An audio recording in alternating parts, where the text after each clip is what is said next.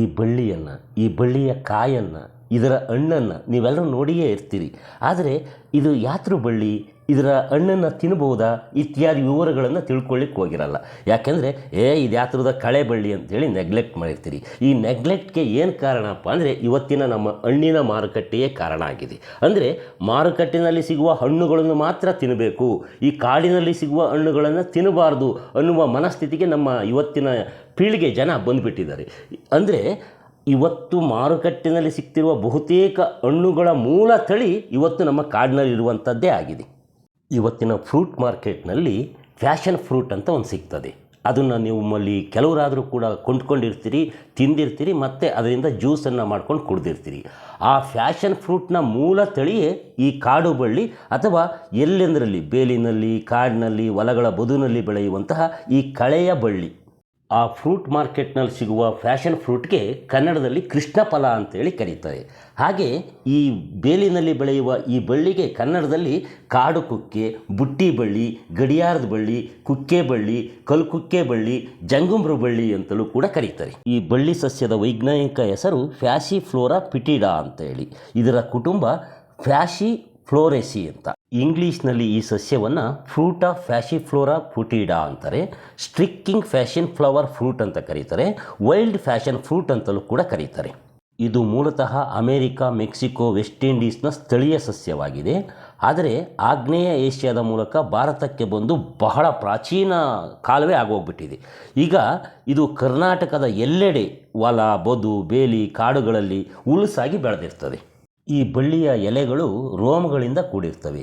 ಹಾಗೆ ಇದರ ಕಾಯಿ, ಹಣ್ಣಿನ ಬುಡದಲ್ಲಿ ಮೂಡಿದ ಈ ರೋಮಗಳು ಅಥವಾ ರೆಕ್ಕೆಗಳು ಈ ದನದ ಬಾಯಿಗೆ ಇಡುವ ಕುಕ್ಕೆಯಂತೆ ಕಾಣೋದ್ರಿಂದ ಇದನ್ನು ಕನ್ನಡದಲ್ಲಿ ಕುಕ್ಕೆ ಬಳ್ಳಿ, ಬುಟ್ಟಿ ಬಳ್ಳಿ ಅಂತ ಕರೀತಾರೆ. ಯಾಕೆ ಈ ಬಳ್ಳಿಯ ಹೂವು, ಕಾಯಿ, ಹಣ್ಣಿಗೆ ಈ ಕುಕ್ಕೆ ರೀತಿಯ ಸುತ್ತಲಿನ ಒಂದು ರೋಮದ ಬಳ್ಳಿ ಅಥವಾ ಒಂದು ಪದರ ಅಂಟ್ಕೊಂಡಿರ್ತದಪ್ಪ ಅಂದರೆ ಅದು ತನ್ನ ಹಣ್ಣು, ಕಾಯಿ, ಹೂವಿನ ರಕ್ಷಣೆಗೆ ಮಾಡಿಕೊಂಡಿರುವಂತಹ ಕ್ರಮ ಆಗಿರ್ತದೆ. ಹೀಗಾಗಿ ಈ ರೋಮಗಳ ಎಣಿಕೆಯ ಕುಕ್ಕೆ ಈ ಹೂವು, ಕಾಯಿ ಮತ್ತು ಹಣ್ಣಿಗೆ ಸೈನಿಕನಂತೆ ರಕ್ಷಣೆ ನೀಡ್ತದೆ.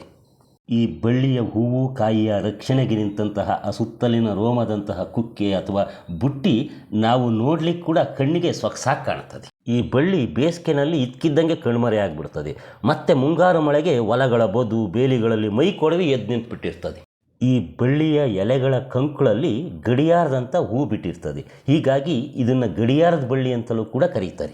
ಈ ಬಳ್ಳಿಯ ಕಾಯಿಗಳು ಮಾಗಿದಂತೆ ಹಣ್ಣಾಗಿ ಕೆಂಪು ಬಣ್ಣಕ್ಕೆ ತಿರುಗ್ತವೆ.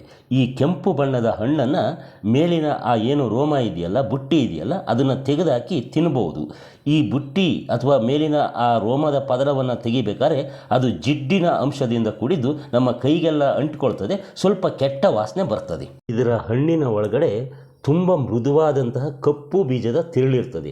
ಆ ತಿರುಳನ್ನು ತಿಂದರೆ ಸ್ವಲ್ಪ ಹುಳಿ ಹಾಗೂ ಹೆಚ್ಚು ಸಿಹಿಯಾಗಿರ್ತದೆ. ಒಮ್ಮೆ ತಿಂದರೆ ಮತ್ತೊಮ್ಮೆ ತಿನ್ನಬೇಕು ಅಂತ ಅನ್ನಿಸ್ತದೆ. ನಾನು ಕೂಡ ತಿಂದೆ, ನನಗೇನೂ ಆಗಲಿಲ್ಲ, ತುಂಬ ಇಷ್ಟವಾಯಿತು, ತುಂಬ ರುಚಿಯಾಗಿತ್ತು. ಈ ಹಣ್ಣನ್ನು ನಿಮಗೆ ಎಲ್ಲಿ ಸಿಕ್ಕಿರೂ ಕೂಡ ಬಿಡಲೇಬೇಡಿ, ತಿನ್ನಿ.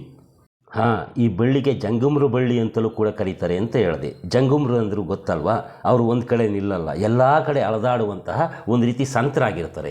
ಆ ಸಂತರು ಕೂಡ ಈ ಹಣ್ಣನ್ನು, ಈ ಬಳ್ಳಿಯಿಂದ ಹಣ್ಣನ್ನು ಬಿಡಿಸಿಟ್ಕೊಂಡು ತಾವು ಎಲ್ಲಿ ಹೋಗ್ತಾರೆ ಅಲ್ಲಿ ಆಗಾಗ್ಗೆ ತಿಂತಾಯಿದ್ರು. ಹೀಗಾಗಿ ಇದು ಜಂಗುಮ್ರು ತಿಂತಿದ್ದರಿಂದ ಇದು ಜಂಗುಮ್ರು ಬಳ್ಳಿ ಎನ್ನುವ ಹೆಸರು ಬಂದಿದೆ ಅಂತಲೂ ಕೂಡ ಹೇಳ್ತಾರೆ. ಈ ಬಳ್ಳಿಯ ಎಲೆ, ಹೂವು, ಕಾಯಿ, ಬೇರು ಮತ್ತು ಕಾಂಡ ಕೂಡ ಔಷಧೀಯ ಗುಣವನ್ನು ಹೊಂದಿದೆ ಅಂತ ಹೇಳಿ ಆಯುರ್ವೇದ ತಜ್ಞರು ಹಾಗೂ ಗಿಡಮೂಲಿಕೆ ತಜ್ಞರು ಹೇಳ್ತಾರೆ. ಯಾವುದಕ್ಕಪ್ಪ ಇದು ಔಷಧಿ ಅಂದರೆ ಈ ಮನುಷ್ಯನ ದೇಹದಲ್ಲಿ ಹಾರ್ಮೋನ್ಗಳು ಇನ್ಬ್ಯಾಲೆನ್ಸ್ ಆಗಿರ್ತವೆ. ಆಗ ಇದರ ಹಣ್ಣನ್ನು ತಿಂದರೆ ಅವು ಬ್ಯಾಲೆನ್ಸನ್ನು ಸಾಧಿಸ್ತವೆ, ಅಂದರೆ ಒಂದು ರೀತಿ ಸರಿಯೋಗ್ತವೆ ಅಂತೇಳಿ ಹೇಳ್ತಾರೆ. ಹಾಗೆ ಹೊಟ್ಟೆಯ ಅಲ್ಸರನ್ನು ಇದರ ಹಣ್ಣು ಹೋಗಲಾಡಿಸ್ತದೆ ಅಂತ ಹೇಳ್ತಾರೆ. ಮತ್ತು ಈ ಬಳ್ಳಿಯ ಕಷಾಯವನ್ನು ಮಾಡ್ಕೊಂಡು ಕುಡಿದ್ರೆ ಉಬ್ಬಸ ಮತ್ತು ಪಿತ್ತ ಕಡಿಮೆ ಆಗ್ತದೆ ಅಂತ ಹೇಳ್ತಾರೆ. ಮತ್ತು ಭಾಳ ಮುಖ್ಯವಾಗಿ ಏನಪ್ಪ ಅಂದರೆ ಈ ಕರೋನಾ ಟೈಮಲ್ಲಿ ಗಿಡಮೂಲಿಕೆ ತಜ್ಞರೊಬ್ಬರು ಕರೋನಕ್ಕೆ ಔಷಧಿ ಅಂತೇಳಿ ಕಂಡುಹಿಡಿದ್ರು. ಅವ್ರ ಹೆಸರು ಆನಂದಯ್ಯ ಅಂತ. ಅವರು ಈ ಬಳ್ಳಿಯನ್ನು ಕೂಡ ಅವರು ಕರೋನಕ್ಕೆ ಕೊಡ್ತಿದ್ದಂತಹ ಕಷಾಯದಲ್ಲಿ ಬೆರೆಸಿ ಕೊಡ್ತಾಯಿದ್ರು. ಈ ವಿಡಿಯೋ ನೋಡಿದ ನೀವು ಏನು ಮಾಡಬೇಡ್ರಪ್ಪ, ಈ ಬಳ್ಳಿಯ ಹಣ್ಣು ಎಲ್ಲಿ ಸಿಕ್ಕಿರೂ ಬಿಡಬೇಡ್ರಿ, ತಿನ್ನಿರಿ. ಇದು ನನ್ನ ಶಿಫಾರಸ್ಸು.